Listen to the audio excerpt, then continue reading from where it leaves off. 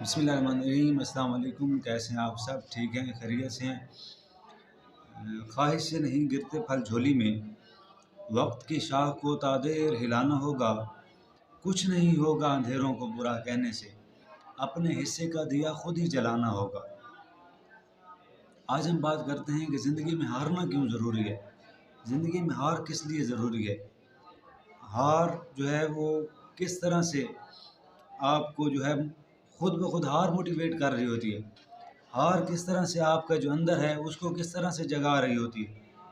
तो हारना बहुत ज़रूरी है। अगर आप जीत का मज़ा असली मानों में लेना चाहते हैं, अगर आपको यानी कि ये इस बात का मुतलाशी है कि आप जीतने के बाद आपको खुशी हासिल हो, तो उसके लिए ज़रूरी है कि आपको हारना भी आना चाहिए। जितन जितन हर कोई खेड़े ते तू हारण खेड़ फ़कीरा, जितन दा मुल कौड़ी पौंदा, हारण दा मुल हीरा। यानी कि अगर आप हारेंगे नहीं तो उस वक्त तक आप कामयाबी को सही मानों में समझ नहीं सकते। उस वक्त तक आप कामयाबी को सही मानों में परख नहीं सकते।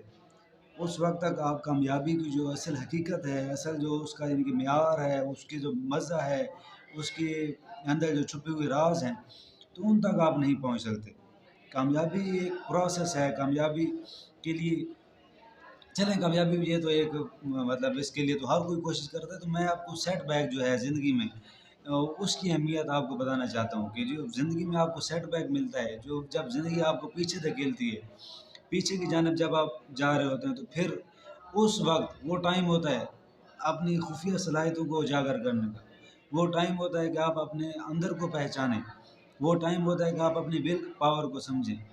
उस वक्त जगह जब आप इनकी हारते हैं और अपनी हार से जो है वो सीख कर फिर कोशिश करते हैं, तो फिर आप उस मकाम पर पहुँचते हैं। फिर अल्लाह ताला आपको उस तरह से ऐसी कामयाबियों से नवाजता है कि आप उसका अंदाज़ा ही नहीं लगा सकते। यानी कि हार जो है वो बहुत ज़रूरी है। मिटा दे अपनी हस्ती को अगर कुछ मर्तबा चाहिए, कि दाना खाक में मिलकर गुलो गुलजार होता है। यानी कि जब तक आप अपने आप को पीछे की तरफ नहीं लेकर जाएंगे, जब आप चाहते हैं कि आप एक लंबी छलांग लगाएं, जब जब चाहते हैं कि आप ज़िंदगी में कुछ बड़ा काम करें, तो उसके लिए आपको थोड़ा सा पीछे आना पड़ेगा। उसके लिए आपको थोड़ा सा पीछे की तरफ 4 कदम लेने होंगे, तब जाकर आप एक बड़ा कदम जो है वो उठा सकेंगे, एक बड़ी छलांग जो है वो लगा सकेंगे।